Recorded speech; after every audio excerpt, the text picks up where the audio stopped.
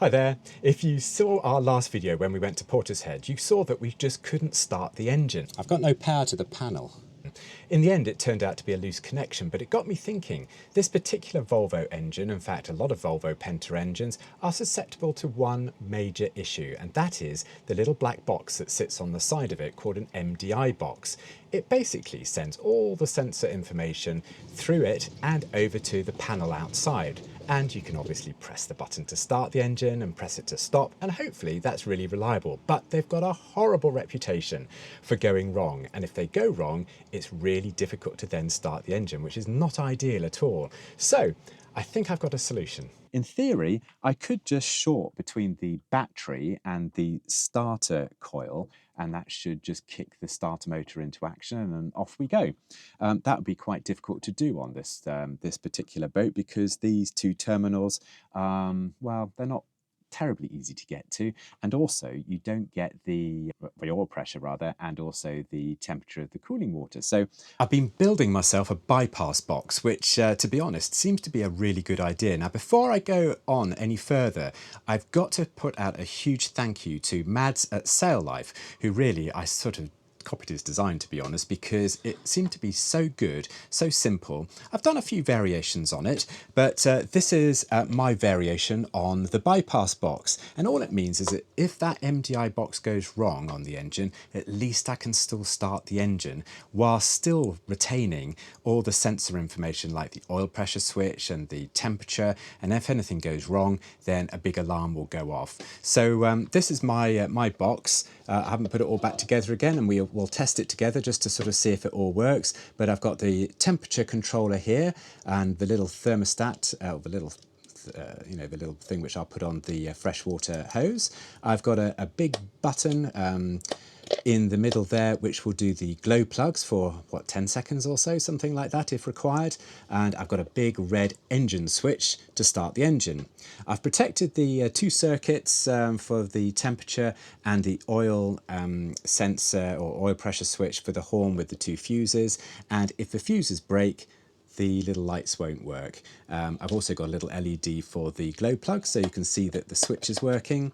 I've also got a sort of master or a box switch on switch with a green light that tells it that the box is working, and then like Mads's design and Sail Life, I've got a rather impressive switch which looks like I'm going to launch some nuclear weapons or something, and then I can just activate the on-off switch for the engine, and then that's also a momentary switch which I can press, and that should start the engine. So I'm going to basically just finish wiring it up and just test it just to see if the relays work, and if they do then I'm just going to wire it in into the engine bay somewhere convenient, and well, hopefully that will work, and we can test it and see if the engine comes on without switching the MDI box on, or switching the panel on outside anyway.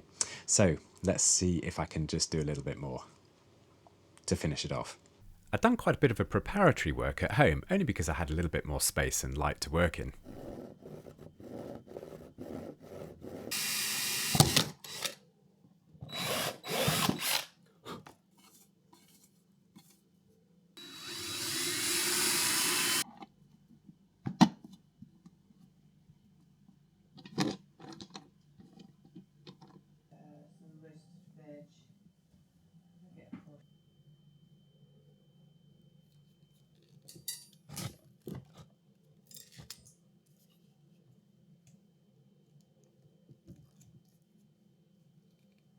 Well, it's the next morning, to be honest, and I'm glad it's the morning because I can see a little bit more. It's getting a bit dark last night, but anyway, here is my box.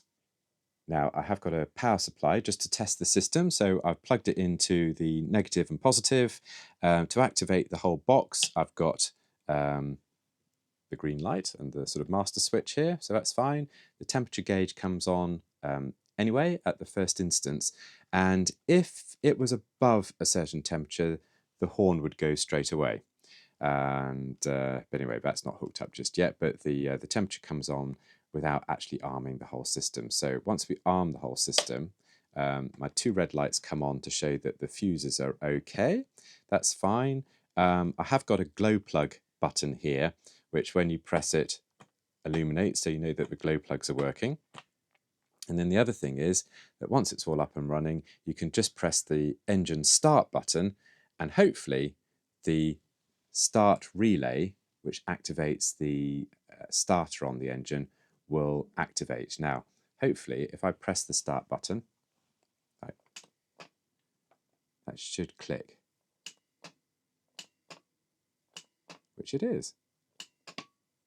Now, I could activate the horn, and that's this little thing on the side here.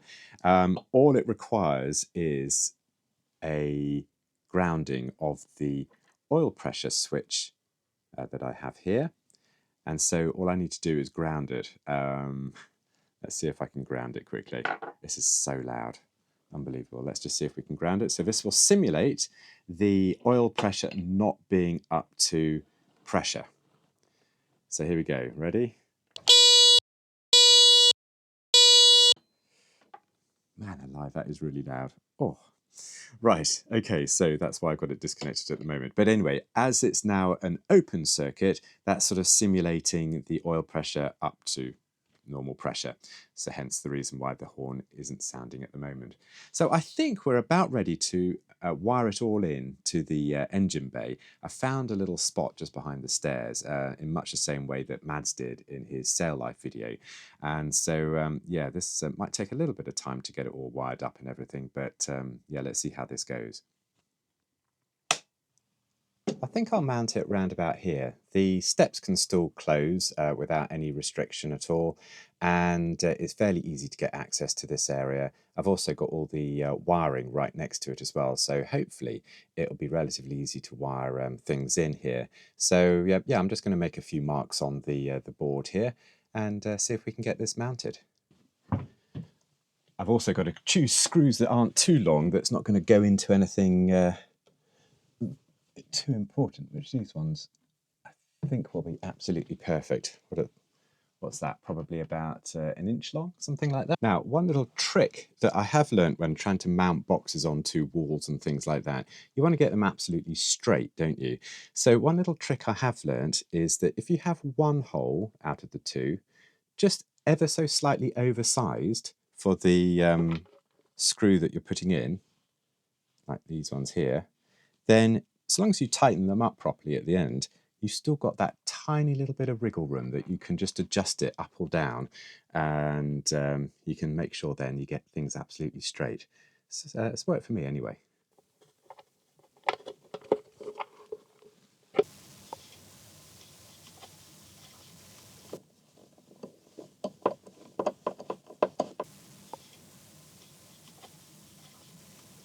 So now we come to the MDI box itself. Now I've got to put those glow plug relays and the starter relay, and I've got to basically attach it to the MDI box here. Quite helpfully, it's labelled battery, start and preheat. So I'm going to basically be shorting between these two depending on what I'm doing, whether I'm starting the motor or getting the glow plugs to glow. And they're just basically, these terminals are just a direct link to the starter and those glow plugs.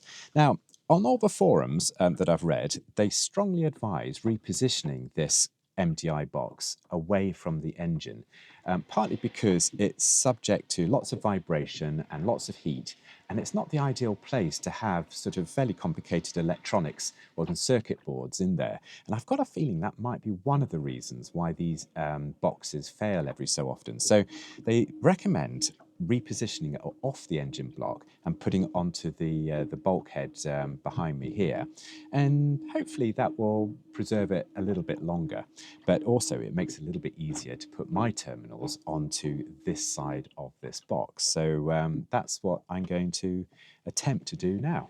The last thing I've got to do to finish off this installation is to put the oil pressure switch on the engine.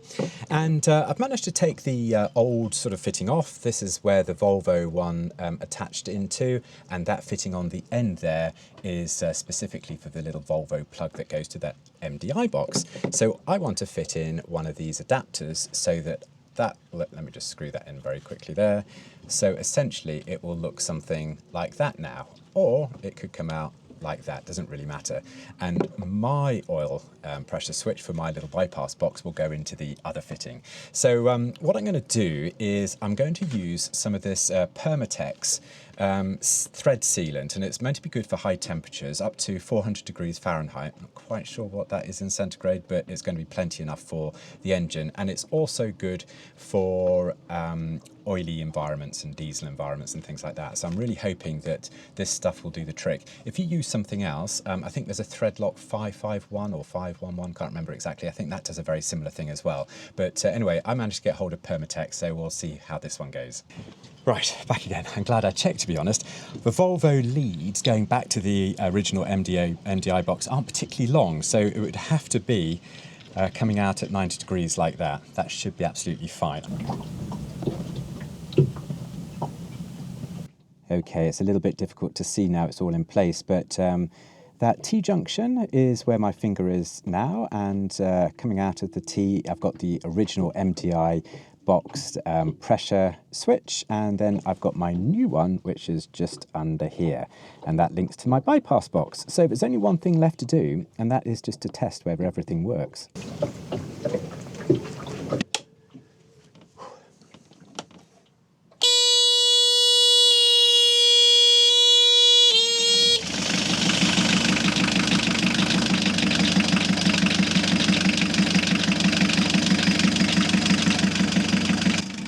Well, that did exactly as I wanted it to do. The alarm came on, which signified a low pressure situation until the engine came on.